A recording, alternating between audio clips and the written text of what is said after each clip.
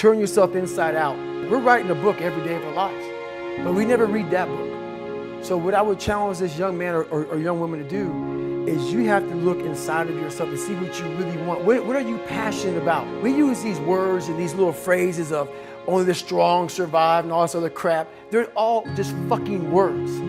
I get so tired of hearing people just talking. Like right now, someone may think Goggins is just talking. You don't know me.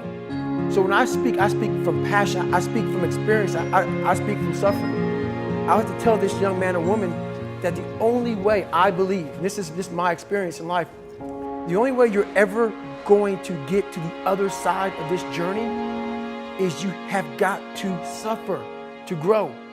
To grow, you must suffer. And some people will get it, and some people won't.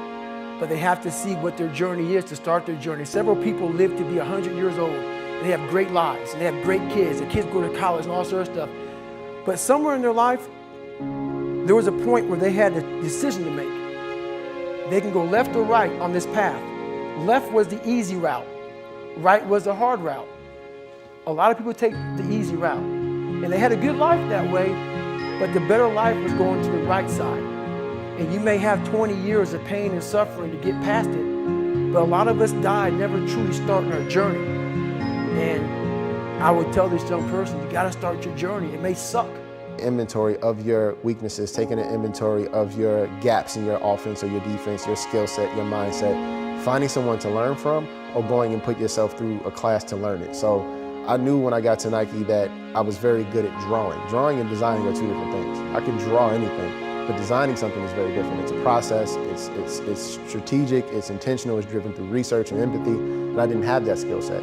So I went and I found people that did, and I learned from them. I look at life like chess. I'm thinking 5 steps out, and in order to do that, I have to be honest what I'm not good at.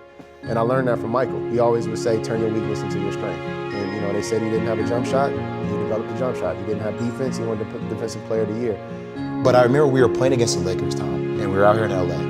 And you know, look, I always try to outwork people, right? That's just how I made my mark. So the game was at 7. I was like, you know what? I'm gonna come to the Staples Center, because we're playing, this is when the Lakers had Kobe and Shaq. Okay, this is like the championship Lakers. I was like, you know, I'm gonna get there at 3 o'clock, and I wanna make sure I make 400 made shots before I go back into the room, and then I sit in the sauna and I get ready for the game. So, you know, get in the car, get to the gym, get there, and as I'm walking onto the court, who do I see?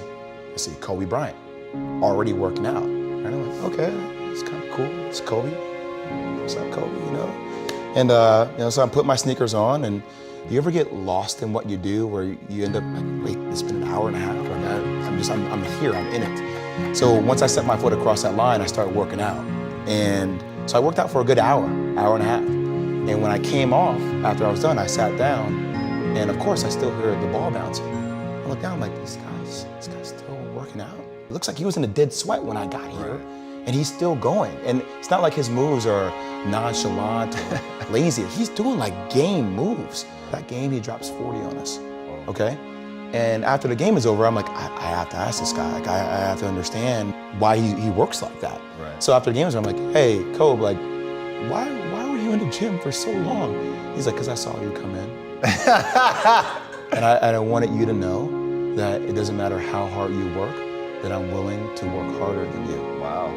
And he's like, there's nothing wrong with that. Like, I'm not saying I dislike you as a person. You inspire me to be better. And it was the first time I started to see this level of competitiveness where I said, I need to start doing more.